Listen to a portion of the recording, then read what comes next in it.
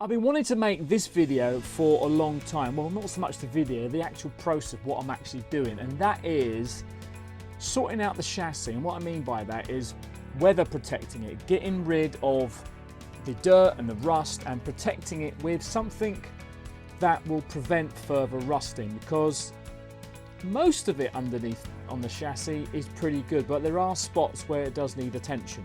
And I thought, I'm just going to do a web search. I did a web search and Lanoguard was the first thing that came up. And I thought, what's this? Started reading up about it, thinking it's another one of these products. So I get two of these, 2 times 2 litre Moto spray. And this is the main product. This is what you spray everywhere. Also get a tub of Lanoguard Easy Underbody Rust Protection. This is like a grease. It's not actually a grease, but it works like a grease. And you can paint that onto the nuts and bolts and any really exposed areas, and then you spray it.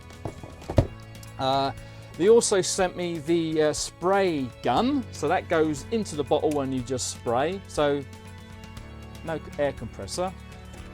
They also provided me with a spray bottle, so if there's any parts that I can't get to, or maybe I can just have some in there and just give it a bit of a spray whenever I need to on anything I want, rather than actually cracking open the bottles again. And they've also sent me, this is the Injector, so you screw that onto there,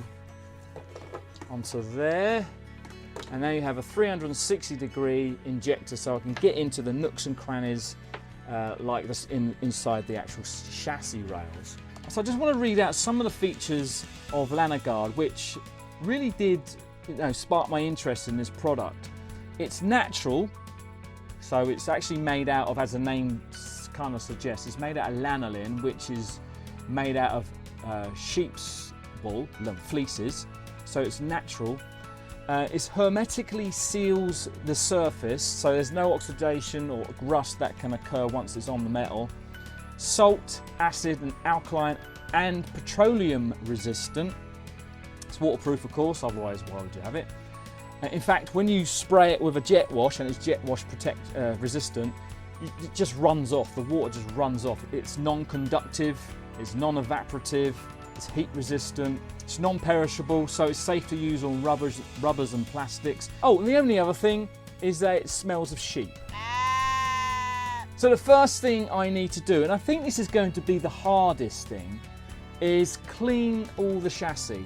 I had a late start the first day, but my first step was going to be cleaning and removing all that mud and grit from underneath. My approach was to clean the entire chassis, prepare it, and then slap on the Lanoguard to protect it. This is a highly concentrated version of the spray. It's not runny, it's very solid, very similar to thick wax. Now you have to heat it by putting it in a bucket of hot water, and then you just paint it on to all the rusty spots, all the bare metal spots that you think need protection. Some of the areas got more attention than others. The last step is the fun part, I think. The trigger spray pipe goes straight into the bottle. I did have a moment of panic where I thought Lanoguard has sent me a duff trigger, because it didn't work at first, but I think it was just trapped air inside, and eventually I got it working by adjusting the nozzle and squeezing the trigger several times, in fact many times. The instructions say a little goes a long way, and there is no need to apply it on really thickly, otherwise it just drips off. I sprayed everywhere that was metal, including the greased up areas, which were still wet at this point. Not just the wheel arches, the cross members, the rear axles, and because it's safe to spray on rubbers and plastics, I also did the airbag suspension. Now once I've done all the spraying at the back, I attached the injector, which is a piece of tubing with a 360-degree nozzle on the end. Now this is used for the internals, such as box sections, the seals and any unseeable places. The technique that I used was to, as I pulled the trigger, I moved the pipe out a little bit and repeated that process until the pipe came out. Right, we are all done and dusted here.